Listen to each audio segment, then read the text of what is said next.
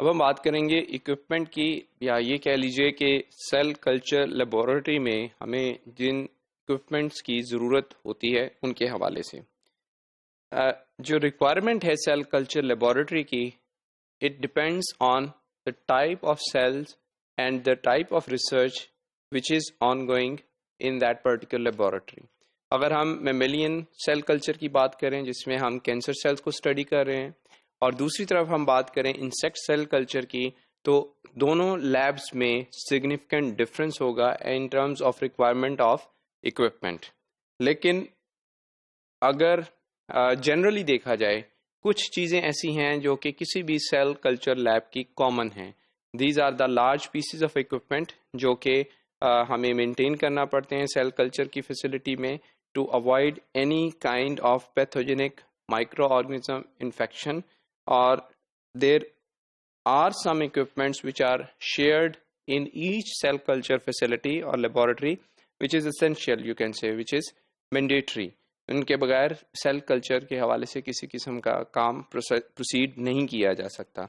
Basic equipment में देखा जाए तो सेल कल्चर हुड्स जिसमें लैमिनर फ्लो भी हो सकता है, बायोसेफ्टी कैबिनेट और हुड होते हैं। It depends what you need depending upon the nature of the cells, whether these are some pathogenic cells or some dangerous cells you are working with.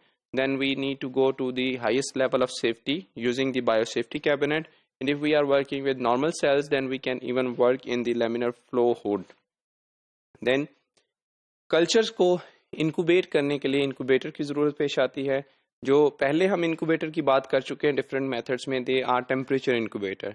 Cell cultures के लिए we need to have an incubator that have the humid carbon dioxide supply along with, because of maintaining the humidity and the carbon dioxide is required for the life of the cell. Water bath is required. जब हम sales को passage की तरफ लेके जाते हैं तो हमें सेंट्रीफ्यूज की ज़रूरत पेश आती है with different sizes of the plastic ware to be used with. Cell culture media और एक्सेसरीज को स्टोर करने के लिए रेफ्रिजरेटर की ज़रूरत आती है पेश, और फ्रीज़र की सप्लाईज को सेव करने के लिए -20 डिग्री सेंटीग्रेड पे। इनिशियल नंबर ऑफ सेल्स को काउंट करने के लिए ऑटोमेटिक सेल काउंटर की ज़रूरत आएगी पेश, या फिर हम वही कन्वेंशनल मेथड हीमोसाइटोमीटर यूज़ करके इनिशियल सेल नंबर काउंट कर सकते हैं। कल्चर कॉन्फ्लुएंसी देखने के लिए इन्वर्टेड माइक्रोस्कोप की ज़रूरत पेश आएगी। Liquid nitrogen for cryo storage of the container for cryo preservation. जो एक्स्ट्रा एक्सेसिव सेल्स हैं, अगर हम उनको ग्लिसरॉल में या DMSO में सेव करना चाहते हैं for future uses, then we need container containing the liquid nitrogen. Autoclave to sterilize the routine supplies. Then aspiration pump that is going to be used to aspire the used medium before we add the new medium in it. pH meter to determine the pH, and confocal microscope and flow cytometry. These are the basic requirement for any cell culture facility.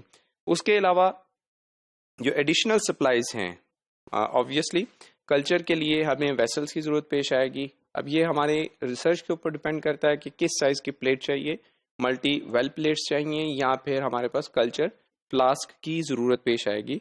Pipettes और pipetters, syringes, needles, waste containers, media, sera, reagents, or the cells, the most important thing, primary cells or secondary cells, sera or growth factors, whatever is required for the growth of that particular cell, these are going to be the requirement for additional supplies.